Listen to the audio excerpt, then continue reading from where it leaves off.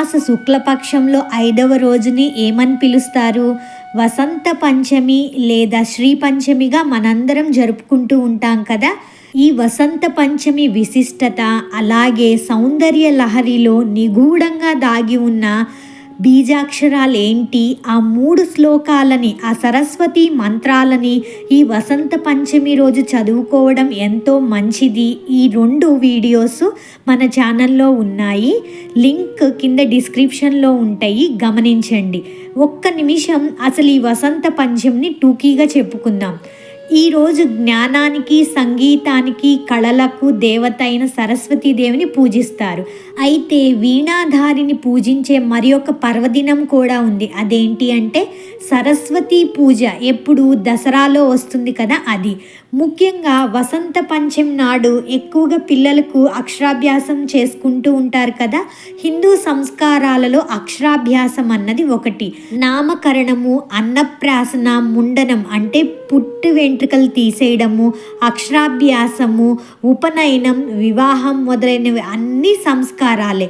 సరస్వతీ నమస్తుభ్యం వరదే కామరూపిణి విద్యారంభం కరిష్యామి సిద్ధిర్భవతు మే సదా. ఇంతకీ ఈ శ్రీ పంచమి లేదా వసంత పంచమి అంటే చదువుల తల్లి సరస్వతీదేవి జన్మదినం. దీపావళి సందర్భంగా లక్ష్మీదేవిని, నవరాత్రులను పురస్కరించుకొని దుర్గాదేవిని పూజించినట్లే వసంత పంచమి రోజు సరస్వతీదేవిని ఆరాధిస్తారు. ఇళ్లలో, దేవాలయాల్లో కూడా సరస్వతీదేవిని భక్తి శ్రద్ధలతో అర్చిస్తారు. ముఖ్యంగా విద్యార్థులకు మక్కువైన పండగ ఇది.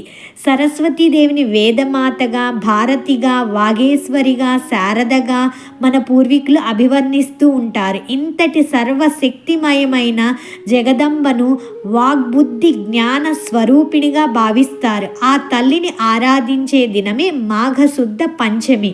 ఇంకా ఈరోజు పూజ సింపుల్గా ఎలాగ చేసుకోవాలి అంటే, మొదట గణపతిని పూజించి ఆ తర్వాత సరస్వతి ప్రతిమను తీసుకొని ఆవిడ ముందు పుస్తకాలని, మన పెన్నులు, కలంని, వాటిల్ని అక్కడ ముందుంచుకోవాలి. షోడశోపచారాలతో సరస్వతీదేవిని పూజించాలి. ఆ తల్లికి తెల్లని పూలంటే చాలా ఇష్టం. తెల్లని పూలతో, సుగంధ ద్రవ్యాలను రంగరించిన చందనంతో, శుక్ల వస్త్రములతో అర్చించాలి. ఇప్పుడు పిల్లలకి సంగీతం ఏమైనా నేర్పించాలనుకున్నాం అనుకోండి, ఈరోజు ప్రారంభించండి. అలాగే ఏదైనా కొత్త పనులు, జ్ఞానానికి సంబంధించిన కొత్త పనులు, విద్య ఒక్కటే కాదు, అది ఏదైనా కావచ్చు. పుస్తకం చదువుదామని నిర్ణయించుకున్నాం అనుకోండి, రామాయణం, ఈరోజు ప్రారంభించండి.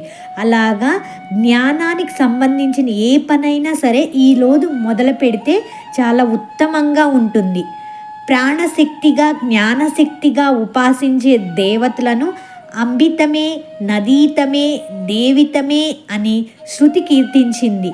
అంటే అమ్మల్లో శ్రేష్ఠురాలు, నదుల్లో గొప్పది, దేవతల్లో ఉన్నతురాలు సరస్వతి.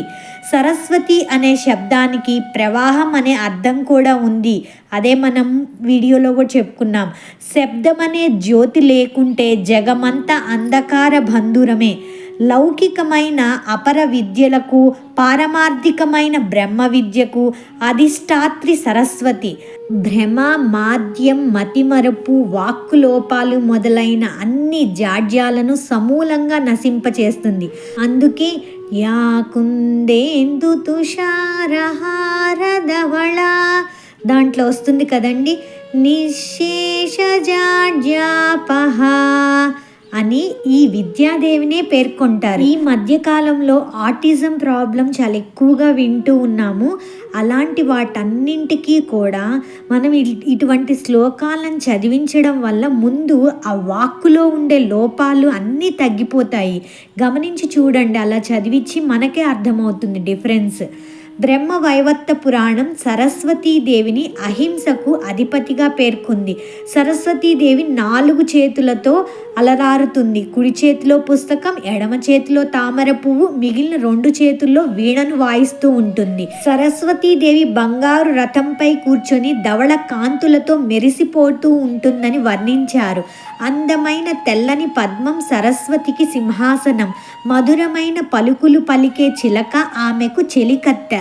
వాక్కులకు సంకేతములైన వేదములు వాగ్దేవినే ఆశ్రయించి ఉంటాయి. సర్వం శ్రీకృష్ణార్పణమస్తు.